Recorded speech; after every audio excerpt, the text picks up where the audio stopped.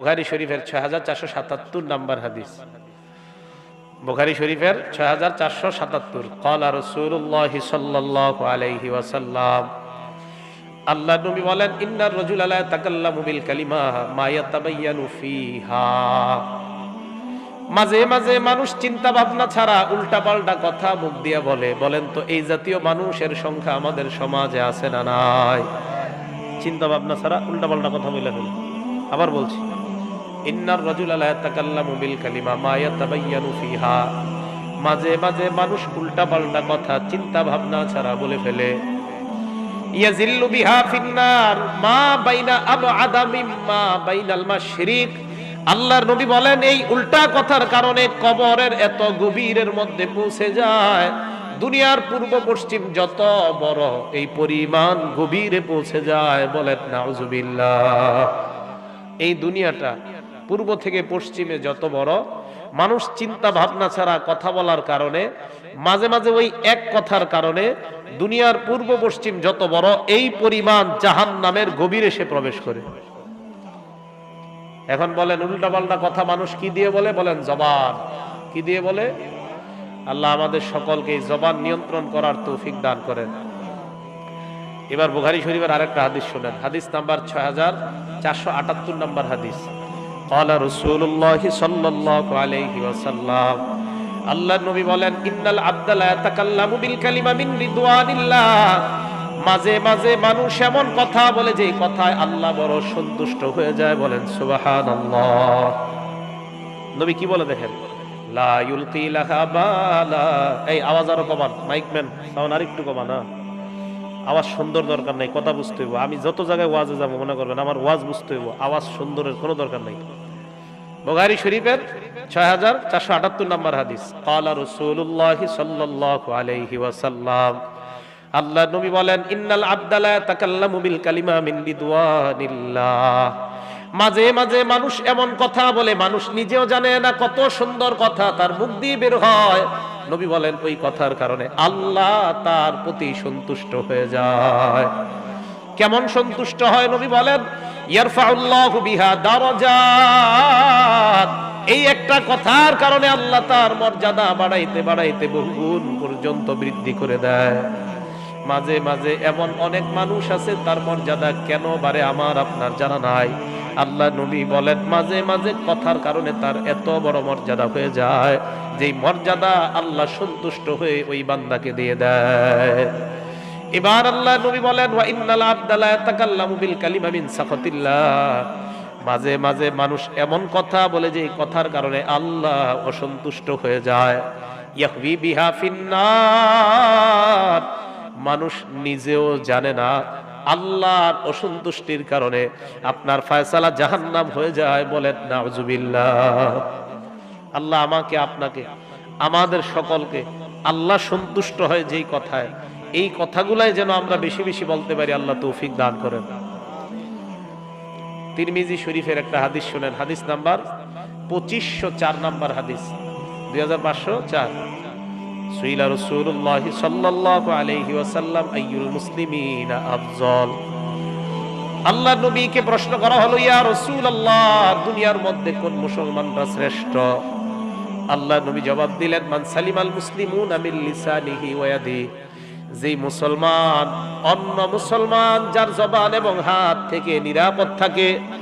আপনার এই এলাকার মুসলমানরা যদি আপনার জবানের কারণে কষ্ট না পায়, হাতের কারণে যদি কষ্ট না পায়, আল্লাহ নবী বলেন, আমি তোমাকে এলাকার শ্রেষ্ঠ মুসলমান ঘোষণা করে দিলাম। কয় জিনিস? দুই জিনিস। যার জবানের কষ্ট দেওয়া থেকে মানুষ হেফাজত থাকে, আর হাতের কষ্ট দেওয়া থেকে মানুষ হেফাজত থাকে। এই দুই জিনিসের নিরাপত্তা যদি হয়ে যায়, জবান দ্বারা কষ্ট দেওয়া যাবে না, হাত দ্বারা কষ্ট দেওয়া যাবে না। আল্লাহ নবী বলেন এই মুসলমানটা এলাকার শ্রেষ্ঠ মুসলমান হয়ে যায়। আজকে আপনারা খাতায় লিখে রাখবেন, আমার জবান দিয়ে আমি কাউকে কষ্ট দিব না, আমার হাত দিয়ে আমি কাউকে কষ্ট দিব না। এটা যদি করতে পারেন, বিশ্বাস করেন এলাকার কেউ আপনাকে চিনুক আর না চিনুক, আল্লাহর খাতায় আপনি এই এলাকার শ্রেষ্ঠ মুসলমান। জবান দিয়া কাউরে কোনো উল্টা পাল্টা কথা বলা না, গীবত শেকায়েত না করা। এটা হলো তিরমিজি শরীফের 2504 নম্বর হাদিস। এখন আপনাদের প্রশ্ন, হুজুর তা কি করব আমরা? কি করবেন? তিরমিজি শরীফের 2501 নম্বর হাদিসে ক্বালা রাসূলুল্লাহ সাল্লাল্লাহু আলাইহি ওয়াসাল্লাম, আল্লাহ নবী বলেন, মান সামাতা নাজা, তোমার কাজ হলো চুপ থাকো, নাজা, আল্লাহ তোমাকে মুক্তি দিয়ে দিবেন। যে ব্যক্তি চুপ থাকে, নাজা, ওই ব্যক্তি নিরাপত্তা পেয়ে যায়। আল্লাহ আমাদের সকলকে এই জবান যেন আমরা নিয়ন্ত্রণ করতে পারি, উল্টাপাল্টা গীবত শিকায়ত থেকে জবানকে হেফাজত করতে পারি, আল্লাহ কবুল করেন, তৌফিক দান করেন, বলেন আমিন। এবার শোনেন গীবত। বিসমিল্লাহ। আল্লাহুম্মা লাকাল হামদু ওয়া লাকাশ শুকরু। গীবত কাকে বলে? গীবত কাকে বলে এটার সঙ্গে আমরা হাদিস থেকে জানি। সবাই শুনতেছেন তো কথা? হ্যাঁ, মন দিয়ে শোনেন গীবত কাকে বলে। মুসলিম শরীফের হাদিস, হাদিস নাম্বার 6487 নাম্বার হাদিস। আমরা হাদিস থেকে গীবতের সংজ্ঞা জানি। ক্বালা রাসূলুল্লাহ সাল্লাল্লাহু আলাইহি ওয়াসাল্লাম, আল্লাহ নবী বললেন, আতাদরুনা মাল গীবা, তোমরা কি জানো গীবত কাকে বলে? সাহাবারা প্রশ্ন করলেন, হুজুর গীবত কাকে বলে আপনি বলে দেন, আপনি বলে দিলেই আমরা জানতে পারবো। আল্লাহ নবী বললেন, যিকরুকা আখাকা বিমা ইয়াকরাহ, তোমার ভাইয়ের এমন কোন কথা বলা যে কথা তোমার ভাই অপছন্দ করে, এটাকে গীবত বলা হয়। আমি ওনার ব্যাপারে কিছু একটা আপনার কাছে বললাম যেটা উনি অপছন্দ করে, নবী বলেন এটাকে গীবত বলা হয়। আবার বলছি, আমি ওনার ব্যাপারে আপনাদের কাছে কিছু বললাম যেটা বললে উনি অপছন্দ করে, আল্লাহ নবী বলেন এটাকে গীবত বলা হয়। সাহাবারা বললেন, ইয়া রাসূলুল্লাহ, ইন কানা ফি আখি মাকুল, আমার এই ভাইয়ের মধ্যে যদি ওই অপরাধটা থাকে, যে অপরাধটা আমি অন্যের কাছে বলি, তাহলেও কি গীবত হবে? আবার শুনেন, আমার এই ভাইয়ের মধ্যে যদি ওই অপরাধ থাকে, যে অপরাধ আমি মানুষের কাছে বলে বেড়াই, এটা কি গীবত হবে নাকি? আল্লাহ নবী বলেন, ইন কানা ফীহি মা তাকুল, তার মধ্যে যদি ওই অপরাধ থাকে, ফাকাদ ইগতাবতা, এটাকে গীবত বলা হয়। অপরাধ থাকলে কি বলা হয়? ওয়া ইন লাম ইয়াকুন ফীহি, তার মধ্যে যদি ওই অপরাধ না থাকে, ফাকাদ বাহাত্তা, তাহলে তুমি তার সমালোচনা করলা, নিন্দা করলা, অপবাদ দিলা। অপবাদ গীবতের চাইতে আরো ভয়ঙ্কর অপরাধ। তার মধ্যে যদি অপরাধ থাকে আর আপনাদের কাছে বলি, এটাকে বলা হয় গীবত। আর যদি তার মধ্যে অপরাধ না থাকে আর আপনাদেরকে তার নাম দিয়ে বলে ফেললাম, এটাকে বলা হয় অপবাদ। এবার আপনারা বলবেন, বলেন তো, অপরাধ থাকলে গীবত, অপরাধ থাকলে, না থাকলে অপবাদ। অপরাধ থাকলে একটু মুখ ছাড়েন, সবাই মুখ ছাড়েন। মাহফিলে কিচ্ছা কাহিনীর বাংলাদেশ শেষ, এখন কোরআন হাদিসের বাংলাদেশ। মুখ ছাড়তে হবে। বলেন, অপরাধ যদি থাকে যার মধ্যে, এটা থাকলে কি বলা হবে? আর না থাকলে অপবাদ। অপবাদ, হ্যাঁ অপবাদ। তো আমি যে বিষয়টা যার ব্যাপারে বললাম, ওনার মধ্যে থাকলে এটা গীবত, না থাকলে অপবাদ। দুইটাই অপরাধ। থাকলে গীবত, না থাকলে অপবাদ, দুইটাই অপরাধ। মনে থাকবে তো কথাটা? আল্লাহ আমাদের সকলকে কারো ব্যাপারে অপবাদ আর কারো ব্যাপারে গীবত, উভয়টা কওয়া বলা থেকে হেফাজত করেন, বলেন আমিন। এখন কথা হলো, আমি ওনার খুব হিতাকাঙ্ক্ষী, ওনারে খুব ভালোবাসি, মহব্বত করি। ওনার মাঝে কোনো অপরাধ দেখার পর আমি যদি ওনার ব্যাপারটা ওনার কোনো মুরব্বী আল্লাহওয়ালা আলেমকে চুপে চুপে জানাই, এটা আবার ভালো, এটা জায়েজ আছে। এলাকার ক্লাস 9-এ 10-এ পরে একটা ছেলের অপরাধ আপনি দেখলেন, আপনি চিন্তা করলেন এই ছেলেটাই অপরাধ করলে ভবিষ্যতে আরো খারাপ হবে, আপনি তার বাবাকে চুপে চুপে বললেন তোমার ছেলেটাই এই অপরাধ করে, তাড়াতাড়ি তুমি তাকে শুধরানোর চেষ্টা করবা। এটা যদি আপনি ওই ছেলেটার কল্যাণকামী হয়ে তার বাবার কাছে বলে দেন, এটাকে গীবত বলা হবে না, অপবাদ বলা হবে না, বরং এটাকে বলা হবে কল্যাণকামিতা। আপনি ছেলেটার ভবিষ্যৎ ভালো চান। বুঝে আসছে তো কথাটা? তাহলে এটাকে গীবত বলা হবে না, এটাকে অপবাদ বলা হবে না। আল্লাহ আমাদের সকলকে গীবত কাকে বলে, অপবাদ কাকে বলে, আর কল্যাণকামিতা কাকে বলে, তিনটার পার্থক্য যেন বুঝতে পারি তৌফিক দান করেন। সবাই বুঝছি না ভাই? আচ্ছা, রাসূল করিম সাল্লাল্লাহু আলাইহি সাল্লামের আরেকটা হাদিস থেকে আমরা জানি গীবত কাকে বলে। নবীজির বিবি আম্মা জান আয়েশা সিদ্দিকা রাদিয়াল্লাহু তাআলা আনহার বর্ণনা, আবু দাউদ শরীফের হাদিস, হাদিস নাম্বার 4875 নাম্বার হাদিস। নবীজির একজন বিবি ছিল, নাম সফিয়া রাদিয়াল্লাহু তাআলা আনহা। আম্মা জান আয়েশা সিদ্দিকা রাদিয়াল্লাহু তাআলা আনহা বললেন, হাসবুকা মিন সফিয়াতা কাযা ওয়া কাযা, ইয়া রাসূলুল্লাহ, এই সফিয়ার ক্ষেত্রে আপনার জন্য এতটুকুই যথেষ্ট। সফিয়া দেখতে এমন এমন।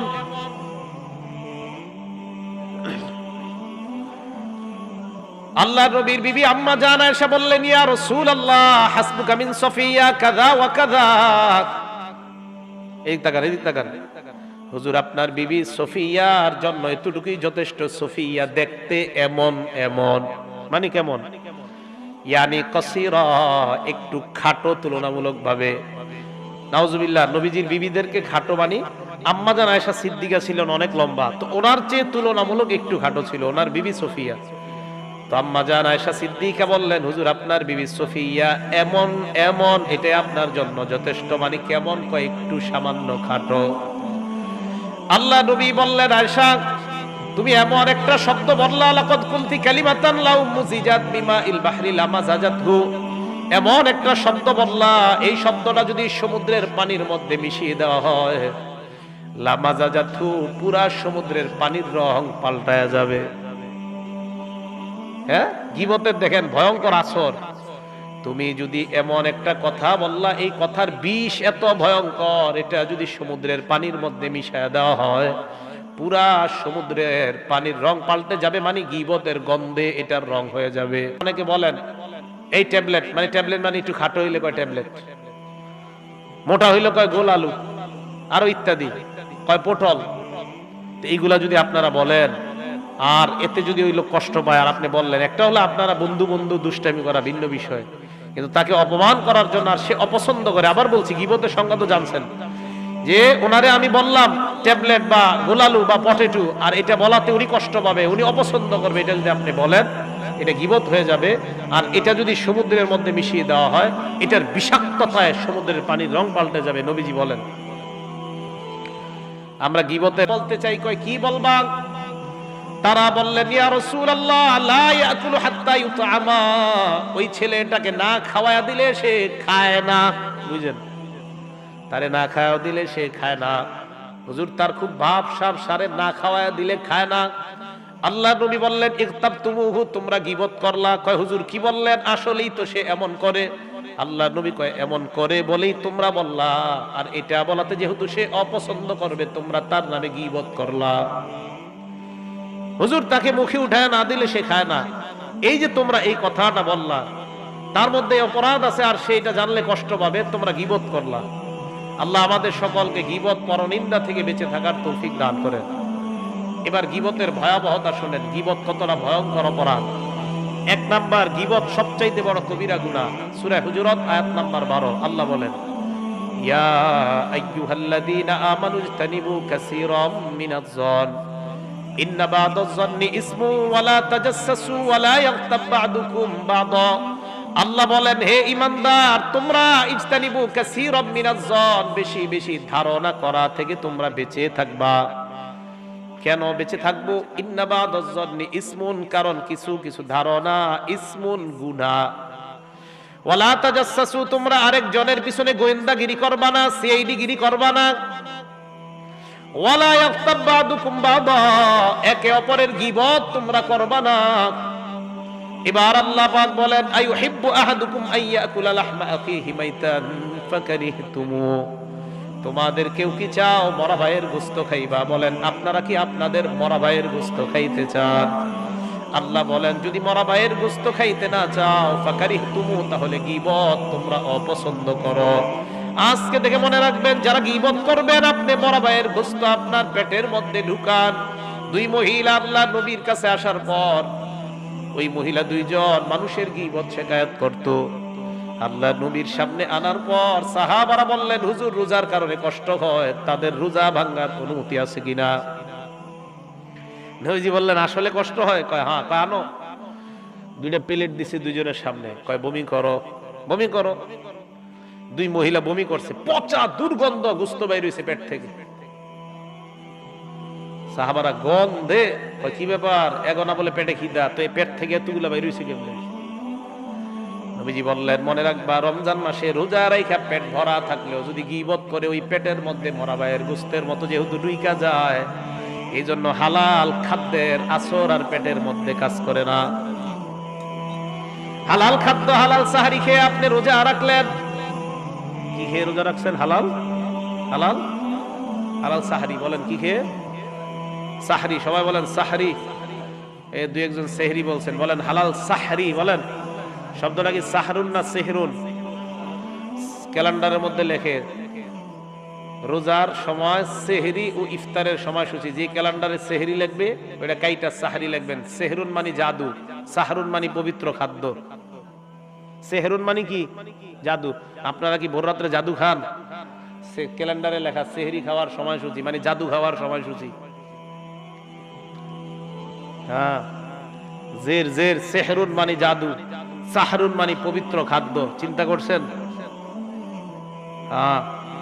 তো রাসূল করিম সাল্লাল্লাহু আলাইহি সাল্লাম গীবত কতটা ভয়ঙ্কর অপরাধ। রমজান মাসে রোজা রেখে গীবত করা মানে আপনি পেটের মধ্যে খাবার খাওয়ার পরেও আপনার পেটে খিদা অনুভব হবে, মনে হবে আপনার প্রচন্ড খিদা লাগছে। ওই যে গীবত করার কারণে আপনার পেটের অবস্থা এমন হয়ে যাবে। আল্লাহ আমাদের সকলকে গীবত, শিকায়াত, পরনিন্দা থেকে বেঁচে থাকার তৌফিক দান করেন। বিসমিল্লাহ। রাসূল করিম সাল্লাল্লাহু আলাইহি সাল্লামের হাদিস থেকে আমরা জানবো এবার বুখারী শরীফের 1739 নম্বর হাদিস। কোরবানির দিন নবীজি সাল্লাল্লাহু আলাইহি সাল্লাম ভাষণ দিতে দাঁড়াইলেন। দাঁড়ানোর পর সাহাবাদেরকে প্রশ্ন করলেন, আইয়ু ইয়াউমিন হাযা, আজকে কোন দিন? সাহাবারা জবাব দিলেন, ইয়াউমুল হারাম, আজকে একটা সম্মানিত দিন। নবী বললেন, আইয়ু বালাদিন হাযা, এটা কোন শহর? সাহাবারা বললেন, বালাদুল হারাম, এটা সম্মানিত শহর। নবীজি বললেন, আইয়ু শাহরিন হাযা, এটা কোন মাস? সাহাবারা বললেন, শাহরুল হারাম, এটা হলো পবিত্র মাস, সম্মানিত মাস। দিন সম্মানিত, মাস সম্মানিত, দেশও সম্মানিত। আল্লাহ নবী এবার বললেন, শোনো তোমরা, ইন্না দিমাআকুম ওয়া আমওয়ালাকুম ওয়া আ'রাযাকুম, তোমাদের রক্ত, তোমাদের সম্পদ, তোমাদের মর্যাদা হারামুন আলাইকুম, একজন আরেকজনের জন্য রক্তপাত করা হারাম। এক মুসলমান আরেক মুসলমানের সম্মান হানি করা হারাম। এক মুসলমান আরেক মুসলমানের সম্পদ লুণ্ঠন করা হারাম। কা হুরমাতি ইয়াউমিকুম হাযা, যেমন আজকের দিন হারাম, সম্মানিত। ওয়া শাহরিকুম হাযা, যেমন এই মাসটা সম্মানিত। ওয়া বালাদিকুম হাযা, যেমন এই শহরটা সম্মানিত। মনে রাখবা, এই দেশ যেমন সম্মানিত, এই শহর যেমন সম্মানিত, এই দিন যেমন সম্মানিত, তেমন ভাবে একজন মুসলমানের ইজ্জত তেমন সম্মানিত, একজন মুসলমানের রক্ত তেমন সম্মানিত, একজন মুসলমানের সম্পদ তেমন সম্মান। কারো সম্মান হানি করবা তুমি, কারো মর্যাদা হানি করবা মুখ দিয়ে, আ'রাযাকুম, নবীজি বললেন, কোন মুসলমানের সম্মান নষ্ট করবা গীবত বইলা, এটা হারাম, এটা জায়েজ নাই। একজন মুসলমানের মর্যাদা আরেকজন মুসলমানের কাছে এটা সম্মানিত। আল্লাহ আমাদের সকলকে, আমরা প্রত্যেককে যেন সম্মান করতে পারি, গীবত শিকায়াতের মাধ্যমে কারো সম্মান হানি যেন না করি, আল্লাহ তৌফিক দান করেন। তাহলে গীবত 1 নাম্বার সবচেয়ে বড় গুনাহ। 2 নাম্বার, কবরে আযাব হওয়ার কারণ গীবত করা। নাউজুবিল্লাহ বলেন। আমি বলবো, আপনারা জবাব দিলেন। বলেন তো, কবরে আযাবের একটা কারণ কি বলা? আবার বলেন, কবরে আযাবের একটা কারণ কি বলা? গীবত করা। ইবনে মাজাহ হাদিসের কিতাবের হাদিস নাম্বার 349 349 নাম্বার হাদিস। মাররা রাসূলুল্লাহ সাল্লাল্লাহু আলাইহি ওয়াসাল্লাম বিকবরাইন, আল্লাহ নবী 2টা কবরের পাশ দিয়ে অতিক্রম করলেন। কবরের পাশ দিয়ে অতিক্রম করার সময় আল্লাহ নবী বললেন, ইন্নাহুমা লা ইউআযাবান, এই 2 কবরের বাসিন্দাকে শাস্তি দেওয়া হচ্ছে, আযাব দেওয়া হচ্ছে। বলেন নাউজুবিল্লাহ। সাহাবারা অবাক হয়ে গেলেন, হুজুর এই 2 কবরওয়ালাকে শাস্তি দেওয়া হচ্ছে কেন? নবীজি বললেন, মা ইউআযাবানি ফি কাবীর, বড় কোনো অপরাধের কারণে তাদের শাস্তি হচ্ছে না, তাদের 2 কবরে শাস্তি হইতেছে 2টা অপরাধের কারণে। বলেন 2 কবরওয়ালার অপরাধ কয়টা? নবী বললেন, আম্মা আহাদুহুমা ফায়ুআযাবু ফিল কবরি ফিল বাউল, এর মধ্যে একজনের কবরে শাস্তি দেওয়া হচ্ছে প্রস্রাব করার পর সঠিকভাবে ঢিলা কুলুপ পানি ব্যবহার করতো না, ঢিলা কুলুপ ব্যবহার করতো না, প্রস্রাবের সিটা এদিক সেদিক লাগতো, নামাজ পড়তো, নামাজ হইতো না। এই প্রস্রাবের উল্টা পাল্টার কারণে কবরে আযাব দেওয়া হয়। বলেন নাউজুবিল্লাহ। কিসের কারণে? প্রস্রাব করার পর ঢিলা না নিলে। আর আমাদের বর্তমান সমাজের একদল ওনারা ফতুয়া দেওয়া শুরু করছে, ঢিলা লইতে হবে এটা কই আছে, টিস্যু নিতে হবে এটা কই আছে। আপনি নিয়েন না, কবরে গিয়ে আপনি গুতা খান, আমগো সমস্যা নাই, ঠিক না? প্রস্রাবের সিটে এদিক সেদিক লাগলে নামাজ হয় না। এই নামাজ না হওয়ার কারণে আপনার কবরে আযাব হবে, 1 নাম্বার। 2 নাম্বার, ওয়া আম্মাল আখিরু ফায়ুআযাবু ফিন নামিমা, আরেক বর্ণনায় বিল গীবা। আরেক কবরের মধ্যে শাস্তি হচ্ছে চুগলখড়ির কারণে, অন্য বর্ণনায় বিল গীবা, গীবত করার কারণে। ইবনে মাজার বর্ণনা বিল গীবা, গীবত করার কারণে। বুখারীর বর্ণনা বিন নামিমা, চুগলখড়ি করার কারণে আরেক কবরের মধ্যে আযাব হয়। কিসের কারণে? চুগলখড়ি করার কারণে আরেক কবরের মধ্যে আযাব হয়। আর ইবনে মাজার বর্ণনা, গীবতের কারণে আরেক কবরের মধ্যে আযাব হয়। আহারে, দুনিয়ায় নামাজ পড়লেন, রোজা রাখলেন, হজ করলেন, যাকাত দিলেন, সব ঠিক আছে, আপনার মুখে আপনি গীবত করতেন। আপনি অনেক হাজী সাহেব আছে এমন 20 বার 30 বার হজ করছে, চা স্টলের সামনে বসলে মাশাআল্লাহ ওনার মুখের টেপ রেকর্ডার যখন চালু হয়ে যায়, ওনার মুখ থেকে এত পরিমাণ মাশাআল্লাহ জিনিসগুলা বের হয়। কি জিনিসগুলা? মাশাআল্লাহ জিনিস। এই যে আপনি চা স্টলের সামনে বইসা শুরু করলেন একের পর এক, ওমকে আর কইস না, অমুকের কথা শুরু হয়ে যায়। এই বিষয়টা বেশিরভাগ মহিলা মা বোন যারা আছে তাদের মধ্যে হয়। 4 মহিলা 5 মহিলা একত্রিত হইলেই কি ঘটনা কি? উত্তরপাড়ার রহিমান নাকি বিয়া ঠিক হয়েছে, হ ছেলে কেমন, ভালোই না, আর কোন আর এই মাইয়ার বিয়া ঠিক হয়েছে, গতবার 4-5টা বিয়া আসছে, তো আর কি, মেয়েটার সব ঠিক আছে, তবে তোমার নাকের ডাইন পাশটা একটু কেমন কেমন জানি লাগে। শুরু হয়ে গেল। কিন্তু এই যে শুরু হয়ে গেল মা বোনরা। এজন্য আমার আম্মার জন্য আমি বইলা দিছি, বাড়িতে পুরুষদের সাথে পর্দা করার চেয়ে বেশি মহিলাদের সাথে তুমি পর্দা করবা। অন্য বাড়ির মহিলা টহিলা আসলে জিজ্ঞাসা, তোমার মেজু ছেলে বাড়িতে আসেনি, থাকলে দৌড় পালায়। মহিলা একসাথে বসলে আম্মা যা ইবাদত করে এটি নিয়ে যাইব, আর এরা যা ইবাদত করে সব দিয়ে যাইব। একসাথে হইলে বাস এর নিশ্চিত আপনার 3-4 জন 5 জন একসাথে হবে, যা ইবাদত বন্দিগি করে সব একজন আরেকজনকে দিয়ে 0-0 থেকে যায়। তো গীবত এটার কারণে, ওই যে বললাম ইল্লা হাসাইদু আলসিনাতিহিম, তিরমিজি 2616 নম্বর হাদিস, এটার কারণে বেশিরভাগ জাহান্নামে যাবে। আল্লাহ আমাদের সকলকে গীবত, শিকায়াত, পরনিন্দা থেকে বেঁচে থাকার তৌফিক দান করেন।